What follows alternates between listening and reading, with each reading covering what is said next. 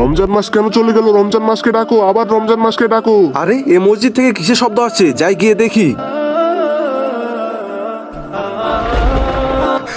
আরে মসজিদে তো কেউ নেই, তাহলে এই শব্দটা কোথা থেকে আসছে? রমজান মাস কোথায় চলে গেল? রমজান মাসকে ডাকো, রমজান মাসকে ডাকো। মসজিদের ভেতর থেকে আওয়াজ আসছে, মসজিদের ভেতর থেকে আওয়াজ আসছে। মসজিদে আওয়াজ? বন্ধু, মসজিদের ভেতর থেকে আওয়াজ আসছে। কি বলছিস? মসজিদ থেকে আওয়াজ আসছে? হ্যাঁ ভাই, মসজিদ রমজান মাসকে ডাকছে। আরে তুই এটা কি বলছিস? চল চল চল।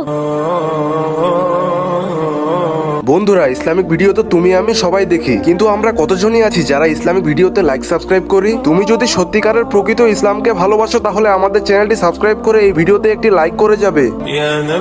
আরে কি হয়েছে? সবাই এত আতঙ্কিত কেন? ইমাম সাহেব শুনুন। রমজান মাস কেন চলে গেল? আবার রমজান মাসকে ডাকো, রমজান মাসকে ডাকো। ইমাম সাহেব, রমজান মাস তো চলে গেল, তারপরে মসজিদ কেন বারবার বলছে রমজান মাসকে ডাকো, রমজান মাসকে ডাকো? আমার ভাইয়েরা, রমজান মাস চলে গেছে মাত্র এক সপ্তাহ হলো, আর অনেক বড় আফসোসের ব্যাপার, মসজিদে মাত্র একটা কাতারও ঠিক মতো পূরণ হতে পারছে না। আর যখন রমজান মাস চলছিল তখন সবাই নিজেদের মূল্যবান সময় বের করে মসজিদে নামাজ পড়তে আসতো, আর রমজান মাস যেই না চলে গেল মুসলমানরা তাদের আশেপাশের মসজিদ শূন্য মরুভূমি বানিয়ে দিল। এই জন্য এই মসজিদ মুসলমানদের চিৎকার করে ডাকছে।